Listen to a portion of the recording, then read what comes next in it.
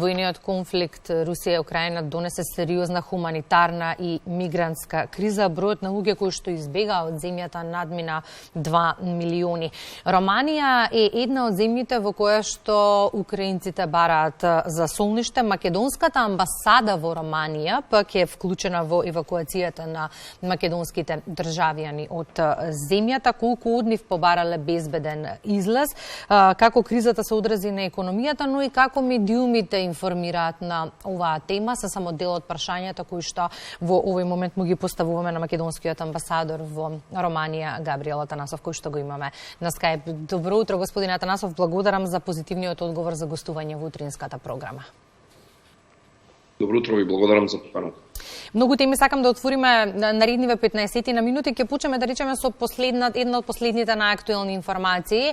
Минатата недела подпредседателката на Соединетите Американски држави Камала Харис беше во посета на Полска и Романија. За време на посетите се разбира тема во фокусот беше руската инвазија на Украина и влијанието кое што војната го има врз регионот. Како помина средбата со романскиот председател? Средбата помина одлучно, аспект на тоа што романците сега се осигурани дека НАТО практично делува консолидирано и дека Соединетите Американски држави стојат позади било која акција, евентуално која што можела да ја загрози безбедноста. Се третира за историска посета. Во Романија последна таква посета слична била нотирана во 2014 година, кога се случи анексијата на Крим. По тоа време подпредседателот на САД Џо Бајден исто така беше во посета на Романија, а сега оваа посета романците ја третираат како многу важна и исклучителна во рамки на силното стратешко партнерство кој што постои помеѓу Романија и Соединетите Американски држави. Практично пораките се многу силни и јасни дека територијата на НАТО, на било која држава, е безбедна и дека ниту еден сантиметар што се веќе не што биде загрозен. Една од темите која што воедно се отвори неопходноста од хуманитарна и воена помош за Украина. Учествува ли Романија во овој сегмент и како? Романија учествува, практично можеби една од, да речеме, најимплицираните држави и на хуманитарен план и цело население воопшто е мобилизирано. Практично овде се нотира секој државјанин, секој граѓанин сочувствува, има емпатија, помага, исто така и постојат владни програми кои што водат во таа насока. Креиран и центар за помош во случајава кој што се наоѓа на граница. Практично и романците многу помагаат во тој контекст, патуваат помош и на владино, и на индивидуално граѓанско ниво. Така тоа е пример кој што е признан и од Соединетите Американски држави од Европската унија. Денешниот разговор го започнавме со најавата дека војниот конфликт донесе сериозна хуманитарна и мигрантска криза. Последните податоци кои што се навистина загрижувачки се дека досега бројот на украинци кои што ја напуштија државата надминува 2 милиони, кои што според Обединетите нации е најголемиот екзодус кој што го видел светот по Втората светска војна. Романија е секако една од земјите каде што украинците бараат за солништа. Бараат за солништа, практично од тука проаѓаат, исто така проаѓаат и од Полска, кога се заминуваат, и од Унгарија. Патиштата практично кога пристигнуваат во Романија доаѓаат или директно на границата Украина-Романија или преку Молдавија, Република Молдавија. Има преку 300.000 украинци кои што се пристигнати во Романија. Морам да признам дека голем дел од нив заминуваат понатаму. Голем број на држави, влади практично нудат помош за украинските бегалци.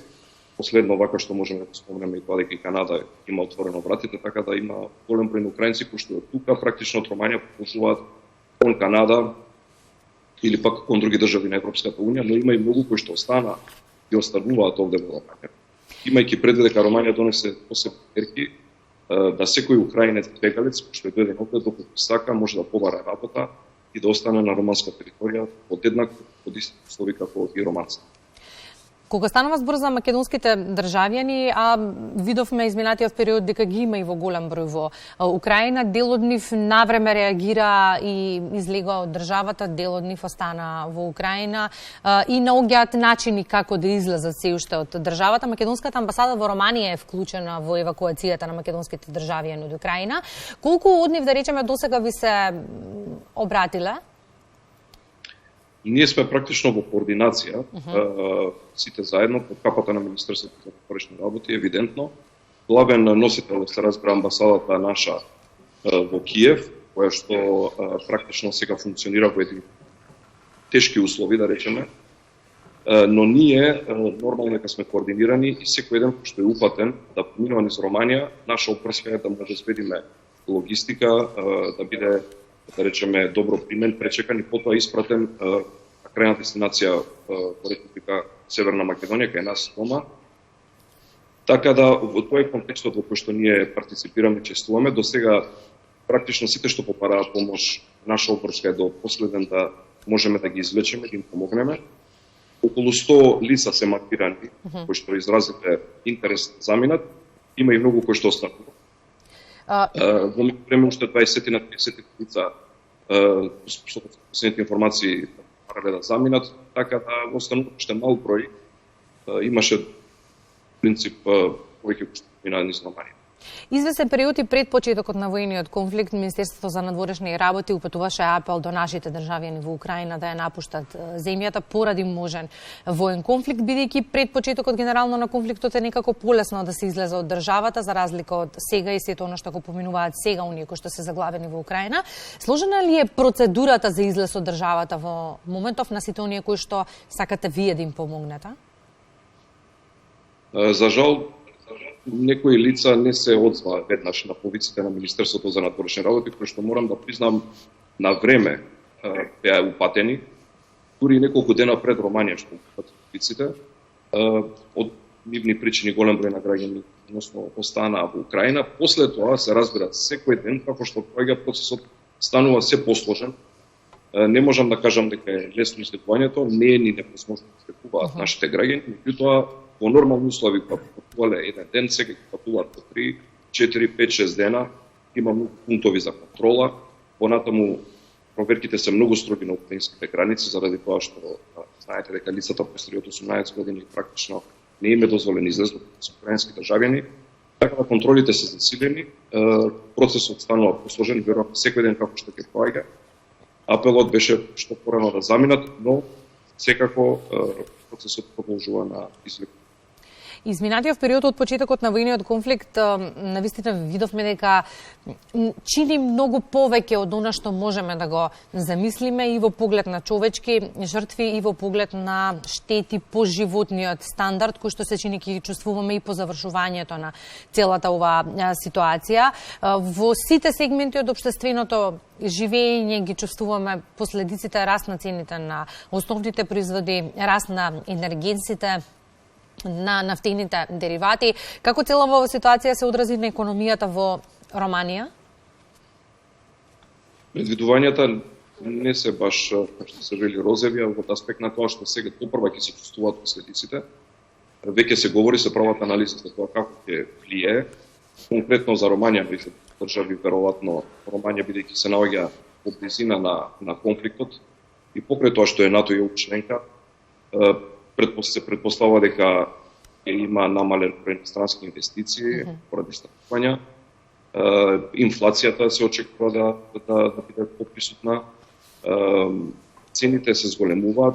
Владата се обидува да се некои мерки на намалување на акцизи, на даноци, меѓутоа се следи некоја општа политика. Европските институции, ако добро разбрав во моментот, не е согласна да се намалат акцизите на горивата. Така да ќе има поскапување на цени, меѓутоа моментов не можеме да кажеме дека е нешто вака осетливо, има реперкусии да продолжи ова сигурно и се надеваме дека полесно ќе се препознае затоа што и Европска унија ќе доделува средства за намалување на овој. Господин Атанасов, вениот конфликт донеси сериозна медиумска војна изминатиот период. Како се известува на тема Украина, Русија во Романија? Сведоци сме на бројни информации низ социјалните мрежи, кои што меѓу другото ги поделија сериозно граѓаните во целиот свет. Тешко е да се одреди. Медиумите, знаете, имаат слобода на известување. Така да овде во Романија се известува, како секоја, предпоставувам, се не можам да ги следам сега меѓу тоа НАТО и ЕУ држава, перманентно се известува за конфликтот, се креира перцепција за тоа што се случува таму, постои сочувство за украинскиот народ, трчката е комплетно кон Украина, тоа е глобалната слика која што може да се земе и се очекува да се завршат овие конфликти затоа што не носиме никој добро. В принцип, се ориентирани како ЕУ и НАТО држави. Според ова што во моментов го чувствуваме, води ли актуелнава ситуација кон разгорување на огнот или сепак мислите дека ние се надеваме дека дипломатијата ќе надвладае, но мислите дека тоа ќе се случи? На крај секогаш дипломатијата треба да надвладее. Прашањето е само кога, кој може тоа да го предвиди. Разговорите помеѓу двете страни се водат. Ние се надеваме на што поскоро решение. Во принцип, дипломатијата секогаш треба да надвладе и искрено тоа го постигуваме. И не можеме да не прашам, се чувствувате ли безбедно вие во моментов, имајќи актуелната ситуација со соседот? Се чувствувам безбедно. Добра. Нема зашто да стравам лично како дипломатски представник во Букурешт. Народот, како што гледам, имам контакти, нормално посакува да има документи за да може полесно да се движи, се осеќа некои, да речеме, зголемување на редица на граѓани кои што посетуваат да имат патни исправи, но колку е тоа оправдано не знам. Сепак медиумски тоа исто се дологува дека луѓето треба да бидат спремни за се. И за оние кои што во моментов не гледаат, а имаат свој во Украина, ја дознаа информацијата дека може преку македонската амбасада во Романија со одредена процедура, се разбира, нашите граѓани да добијат можност да излезат од државата.